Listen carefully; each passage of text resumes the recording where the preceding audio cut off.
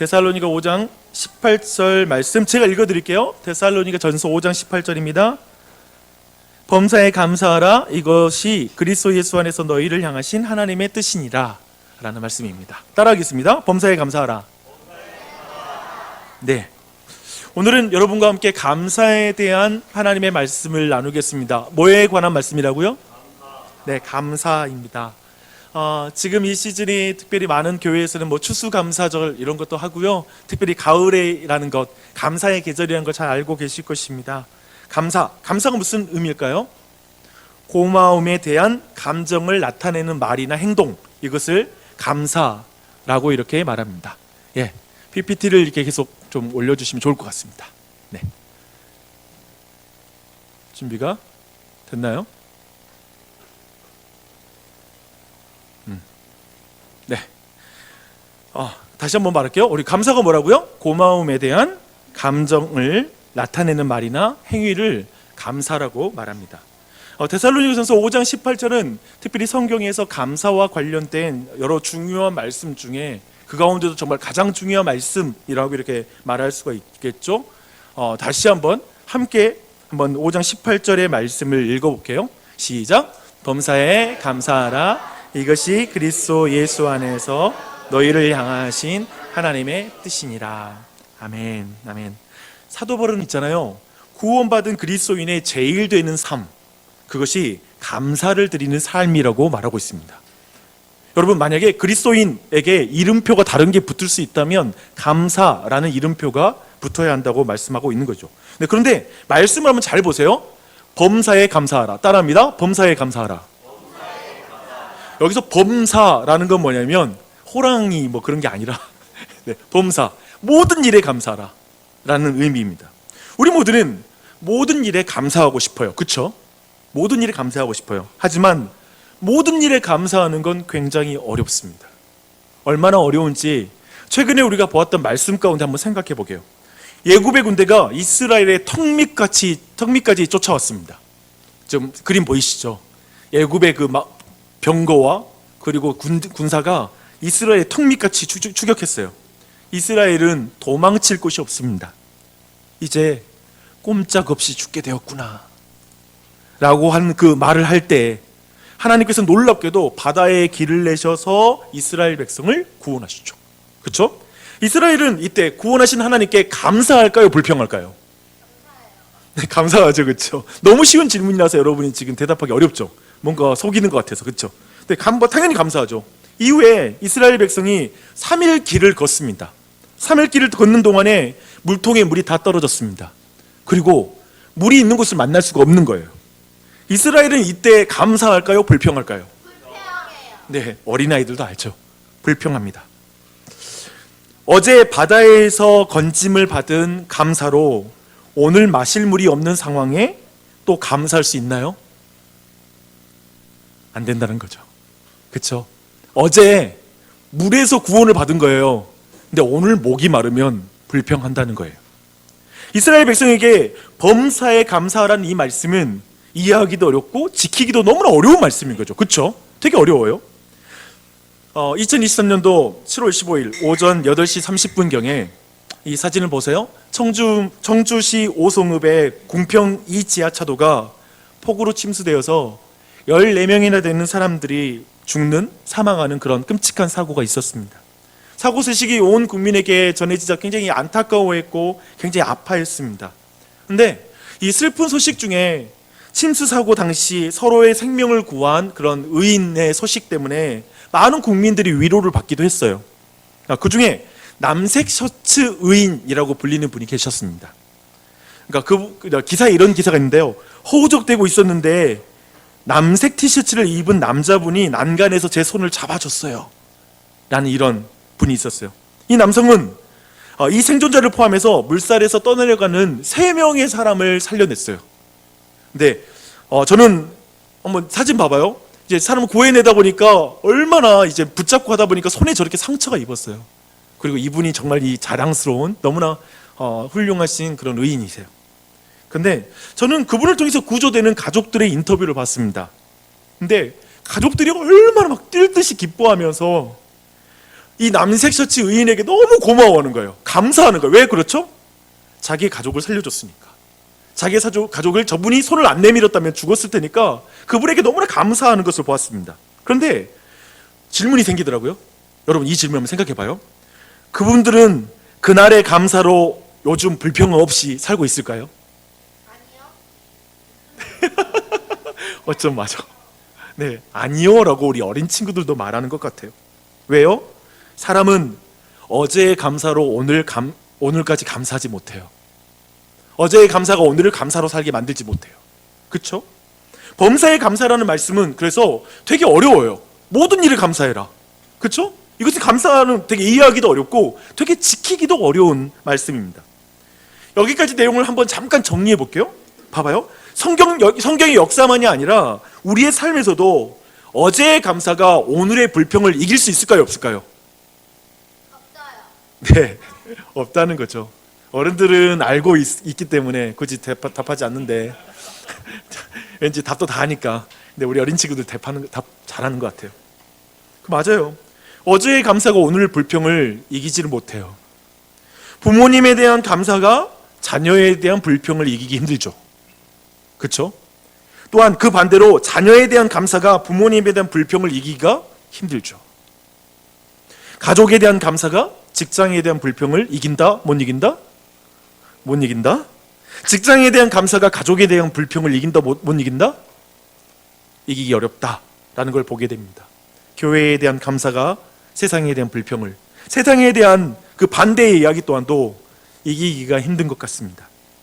한마디로 있잖아요. 사람들은 자기가 좋을 때는 감사하고 자기 기준에 나쁠 때에는 불평하죠. 그게 모든 사람 안에 있는 마음인 것 같습니다. 지난 수요일 날 저녁에 너무나 안타까운 소식이 우리 교회가 속한 전남노회 카톡방에 공지가 되었습니다. 보성 화평교회에 윤태영 목사님 계시는데 셋째 딸 우리 다이가 버스 정류장에서 버스를 기다리는데 갑자기 자가용이 덮쳐서 그 자리에서 죽게 됐어요. 이제 고1 여학생이었습니다. 너무 안타까운 소식이었어요. 목요일에 입관 예배를 참여했습니다. 이렇게 슬프고 힘든 장례식은 제가 처음 가봤어요. 정말 힘들었어요. 예배 내내 훌쩍이는 소리가 계속 예배 내내 끊이지 않았습니다. 그런데 한 목사님께서 대표 기도를 하는데 한 문장이 저에겐 되게 어렵게 다가오는 문장이 있었어요. 그 기도 내용은 이런 거였어요. 주님께서 영광을 받으옵소서. 딸이 주님의 품에 안겨 있음에 감사합니다. 라는 기도였습니다. 아, 이 상황에도 감사해야 하나? 라는 생각이 들었어요.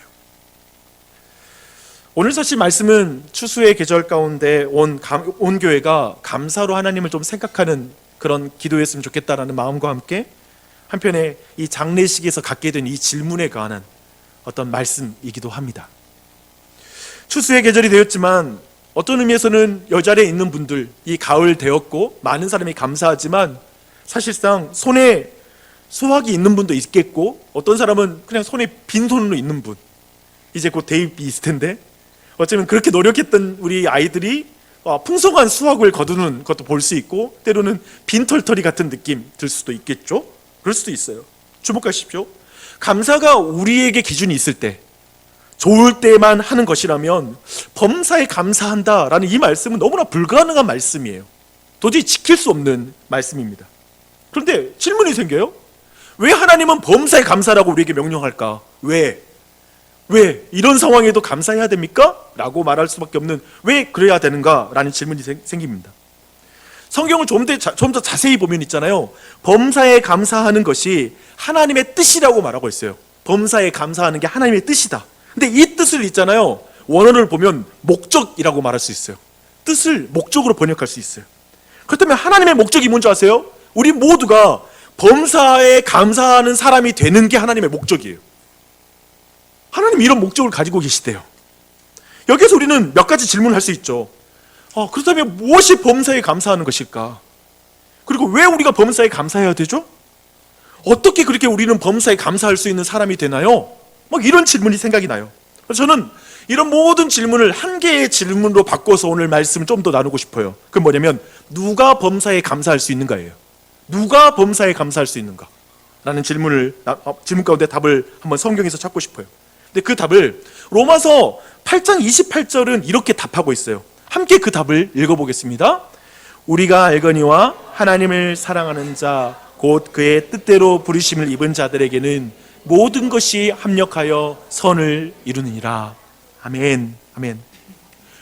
누가 감사할 수 있냐면요, 범사에 감사할 수 있냐면 하나님을 사랑하는 자래요. 하나님을 사랑하는 자. 그런데 있잖아요, 하나님을 사랑하는 자는 어떤 사람인 줄 아세요? 그 전에 그 사람은 하나님의 뜻대로 부르심을 입은 자예요. 하나님의 뜻대로 부르심은 그 사람만이 하나님을 사랑할 수가 있다고 성경은 말하고 있습니다. 이 말을 다르게 말하면 하나님의 뜻과 목적을 가지고 먼저 사랑한 그 사람이 하나님을 사랑할 수 있어요. 하나님께 사랑을 받은 사람만이 하나님을 사랑할 수 있어요. 성경은 이렇게 말하고 있어요. 그렇죠? 여러분 질문 있어요. 여러분 하나님을 사랑하세요? 지금 중요한 질문이에요. 여러분 모두에게 질문합니다. 여러분은 하나님을 사랑하십니까? 그러면 확실한 게 한 가지 사실이 있어요. 먼저 하나님이 먼저 여러분 사랑했어요. 그래서 우리는 하나님을 사랑할 수 있다고 말할 수 있어요. 성경은 분명히 말하죠. 그렇죠? 그래서 모든 사람은 자신을 먼저 사랑스럽게 보는, 그러니까 우리 모든 사람은 그래요. 자신을 먼저 사랑스럽게 보는 사람을 사랑할 수 있어요. 옆에 우리 엄마 아니면 아빠 얼굴 한번 봐봐요. 아니면 또 다른 가족, 우리 형제 자매들 얼굴 좀 봐보십시오. 볼 때 나를 보고 인상 쓰고 찡그리고 있잖아요. 사랑할 수 없어요. 그렇죠? 나를 사랑스럽게 볼 때 나도 그 사람을 사랑할 수 있어요. 그것처럼 하나님이 먼저 우리를 보실 때 십자가 위에서 사랑스럽게 우리를 보는 걸 믿을 때 우리는 하나님을 사랑할 수가 있는 거예요. 이해되죠? 그렇죠? 그래요? 그렇게 하나님을 사랑하는 사람은 어떻게 되는 줄 아세요? 반드시 하나님을 믿어요. 하나님을 신뢰하게 됩니다. 그래서 어떤 분으로요? 말씀 보니까 모든 것을 합력하여 선을 이루시는 하나님으로, 모든 것을 선으로 바꾸실 수 있는 분으로, 이 모든 것이 바로 보십시오. 모든 것이라고 말하고 있잖아요. 성경이. 그게 범사예요. 범사를 합력하여 선을 이루시는 그 하나님, 그분으로 믿게 되는 것이죠. 이렇게 되면 어떤 일이 벌어지냐면요, 감사는 좋고 나쁜 상황에 의해서 하는 것이 아니죠. 모든 상황 속에서 하나님의 일하고 계신다는 걸 믿을 때 감사할 수 있는 거죠. 모든 상황에 하나님 일하고 계시는 거예요. 모든 걸 합력하여 선을 이루시니까 이걸 믿는 것이죠. 하나님을 사랑하는 사람은 모든 상황 속에서, 심지어는 너무나 부정적인 상황 속에서 나를 사랑하시는 하나님을 끝까지 믿게 되는 거예요. 그러니까 하나님이 날 사랑한다라는 게 내 안에 그것을 부인할 수 없는 거예요. 다만 그런 상황 속에서 나를 사랑하는데 왜 이런 일이 일어날까라고 말할 수 있어요. 그러나 대신 이렇게 말할 수는 없어요. 하나님은 나를 사랑하지 않는 게 틀림없어 라고 이렇게 쉽게 말할 수 없어요. 그냥 그렇게 마음이 있어요. 하나님의 사랑을 믿게 돼요. 그리고 그 모든 상황을 주관하셔서 결국에 구원을 이루실 거야, 하나님이 선을 이루실 거야 라고 끝까지 신뢰하는 거예요. 그게 믿음이죠. 그래서 그 상황 자체에 감사하는 것이 아니라 그 상황을 통해 선을 이루실 하나님께 감사하는 것이죠. 이게 감사예요. 그렇죠? 한번 예를 들어볼게요. 욥을 한번 생각해 보세요. 어제 입관 예배 때 욥기 23장 8절로 10절이 본문이었어요. 그 본문을 한번 읽어보겠습니다. 그런데 내가 앞으로 가도 그가 아니 계시고 뒤로 가도 보이지 아니하며 그가 왼쪽에서 일하시나 내가 만날 수 없고 그가 오른쪽으로 돌이키시나 배울 수 없구나. 그러나 내가 가는 길을 그가 하시나니 그가 나를 단련하신 후에는 내가 순금같이 되어 나오리라 라는 말씀입니다. 욥은 한날에 있잖아요, 한날에 모든 재산을 잃었고요, 그러니까 자신의 인생이 수고했던 모든 것들이 부정당하는 일이 벌어지게 되죠. 그리고 사랑하는 모든 자녀를 잃었어요. 그리고 건강까지 잃어서 비참한데 이 땅에서 어쩌면 가장 사랑하는 아내는 세상에서 가장 사랑하는 하나님을 저주하고 죽으라는 말을 남기고 그를 떠나요. 제가 말씀 보는데 되게 흥미로웠어요. 다 사랑과 관련이 있어요. 욥은 그녀에게 말하죠. 그대의 말이 한 어리석은 여자의 말과 같도다. 우리가 하나님께 복을 받았은즉 화도 받지 아니하겠느냐라고 이렇게 말을 합니다. 욥과 욥의 아내는 지금 동일한 상황 가운데 있죠, 그렇죠? 하지만 전혀 다르게 반응하고 있어요. 두 사람이 전혀 다르게 반응하는 이유는 제가 보니까 한마디로 이렇게 말할 수 있을 것 같아요. 사랑의 순서 때문에 그래요. 이걸 여러분 주목하셔야 됩니다. 감사와도 밀접하게 관련이 있어요. 사랑의 순서. 욥의 아내는 있잖아요. 많은 재산과 자녀들을 하나님보다 더 사랑했죠. 그러니까 그 모든 것을 잃자 하나님을 저주하고 싶어요. 하나님이 나를 미워한다고 생각하는 거예요. 하나님 미웠어요. 그런데 욥은 있잖아요. 그 모든 것보다 하나님을 더 사랑하는 거예요. 그래서 건강까지 잃었으나 하나님은 모든 것을 합력하여 선을 이루실 분이야. 그분은 나를 사랑하시는데 왜 이러시지? 라고 말하면서 오늘 아까 봤던 20장에 있는 그 말씀하는 거죠. 그러나 내가 가는 길을 그가 아시나니 그가 나를 단련하시니 내가 정금같이 나아가리라. 나 이해할 수 없어요. 오른쪽으로 가도 하나님 만날 수 없고 지금 이쪽으로 가도 저쪽으로 가도 나는 하나님 왜 이러시는지 모르겠어요. 하지만 하나님은 선하세요 라고 말하는 거예요. 하나님 날 사랑하시는 건 분명한데 왜 이러시죠? 라고 이런 마음을 갖고 있는 거예요. 그래서 그런 믿음을 가지고 있기 때문에 그의 아내가 제발 좀 정신 차려. 당신의 상황을 좀 직시하고 하나님을 저주하고 죽어버려 라고 말하고 떠나가는 상황에 그렇게 하지 않는 거예요. 하나님을 가장 사랑하니까. 과정 속에 있는 것들이 어떤 의미에서는 감사로 바뀔 수 있는 것이죠. 욥에게 감사의 기준은 상황이 아니라 모든 상황을 통해 일하시는 하나님이에요. 어제 제가 갔던 입관 예배로 다시 한번 돌아가겠습니다. 장례식 가운데 가장 슬프고 힘든 예배는 입관 예배예요.